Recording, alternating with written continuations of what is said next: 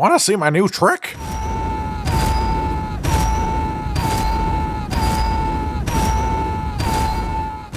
Will the owner of a 2022 Blue Silver Envoy please come collect your car? The alarm is okie dokie, never mind.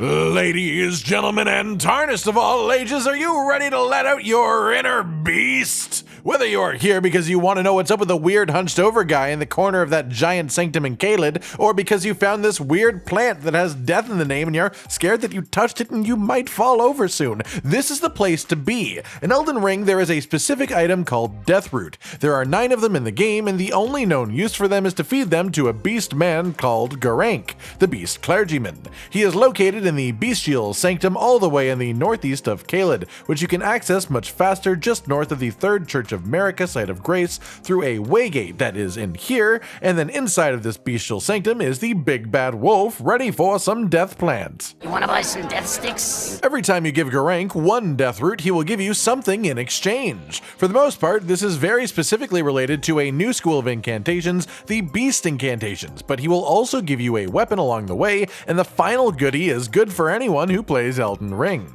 All of this said, let's talk about where to find the 9 Deathroot in Elden Ring and what you get for handing each of them in. Starting with the rewards, so you'll know if you want to take part in this journey in the first place, and then moving on to their locations. I will try to go in the order that you're likely to find them in game, so if we get to a part of the game that you haven't been to yet, stop there and then come back here later. The first time that you give Gurranq a Deathroot, he will in return give you the Beast Eye, which essentially is just a tool to tell you when Deathroot is nearby, as well as the Clawmark Seal, which is a very solid seal for casting incantations, which boosts any bestial incantations as well as uniquely scaling with both strength and faith for boosting your incantations, though unfortunately only with B scaling on each at max rank. When you give him a second Deathroot, in exchange you will receive the Beastial Sling incantation. This flings out a bunch of rocks right in front of you. It doesn't do a lot of damage, but it is incredibly fast, and against smaller enemies or people in PvP, it can often break the poise of anyone not in heavy armor.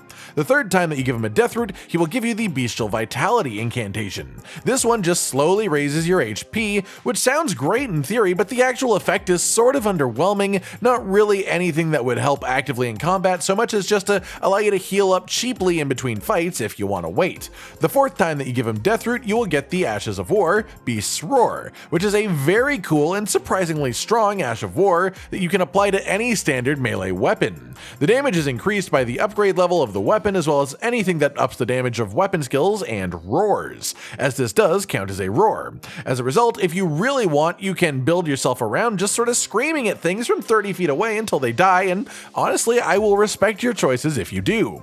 After you give him the fourth Deathroot and walk away, the next time that you see him, he will be hostile towards you. Don't fret though, all you have to do is hit him for a while until he calms down. Just make sure not to kill him before he surrenders. You want to go home and rethink your life? I want to go home and rethink my life. Afterwards, he will accept Deathroot like normal. The fifth time that you give a Deathroot to Gurranq, he will give you the Beastclaw incantation, which rends the earth a decent distance in front of you in a cone shape for pretty good damage, as well as being a chargeable spell. The sixth time that you give him a Deathroot, you'll receive the Stone of Grank incantation, which is one of my favorite because you just sort of hurl a rock. You throw a boulder at them. It's funny, and I like it, okay? It also does decent damage, but it has a bit of a longer wind-up time to it. The seventh time that you give him a Deathroot, you will get the Beastclaw Greathammer, which scales with strength, dexterity, and faith when leveled up. It will scale with strength and dexterity a bit better than faith, and the Ash of War on it is basically just a much wider but shorter range version of Beastclaw.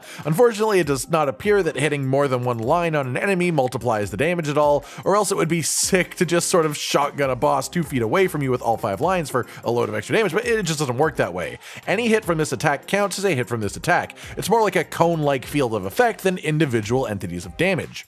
The eighth time that you give him Deathroot, you'll get the Gurranq's Beastclaw incantation, which is generally similar to the Beastclaw, the standard one, except that it is much shorter range and affects the entire 360-degree area around you instead of just a cone in front of you.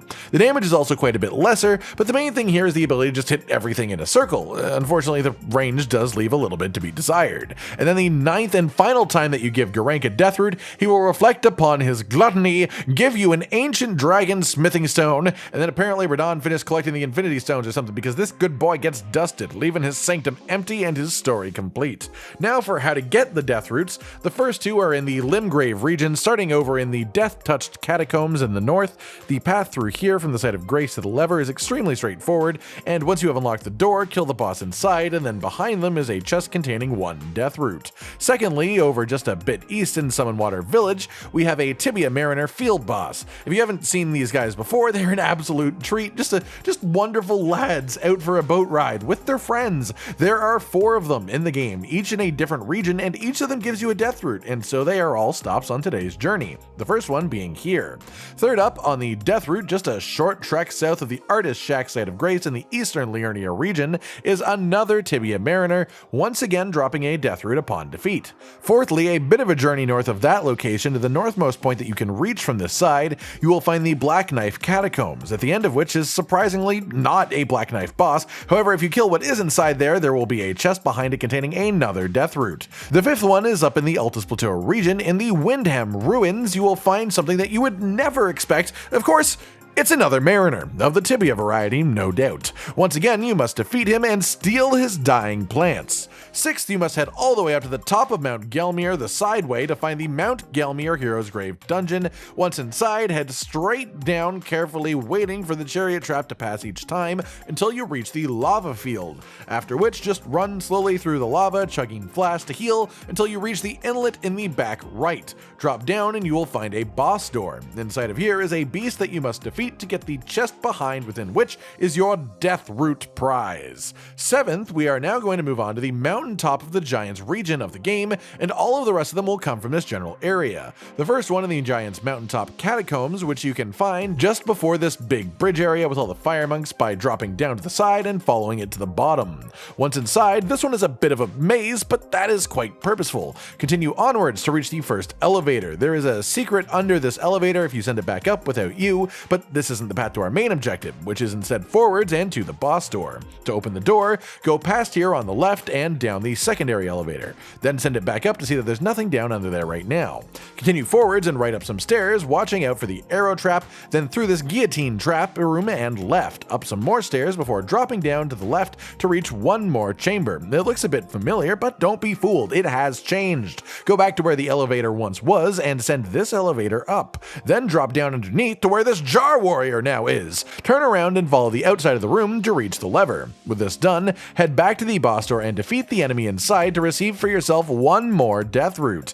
Eighth up comes from the final Tibia Mariner boss, who is located in the north of the region, just a bit northwest of the Snow Valley Ruins overlook site of Grace, on a ledge. This one isn't even technically a boss. He doesn't get the boss health bar, which is pretty sad, but he does his best, and of course upon defeat he drops for you one Deathroot. The ninth and final Deathroot of the game comes within the hidden path to the Halig Tree, which is the area that you traverse to reach the consecrated snowfields region of the game. If you haven't unlocked this yet, you need the Halig Tree Medallion, one half of which is found just east of the village of the Almanaric site of Grace in Liurnia, which you get from Albus the Pot Dweller, and the other half you get from the very tippity top of Castle Sol in the mountaintop of the Giants region, which you can only access after defeating the boss of said castle.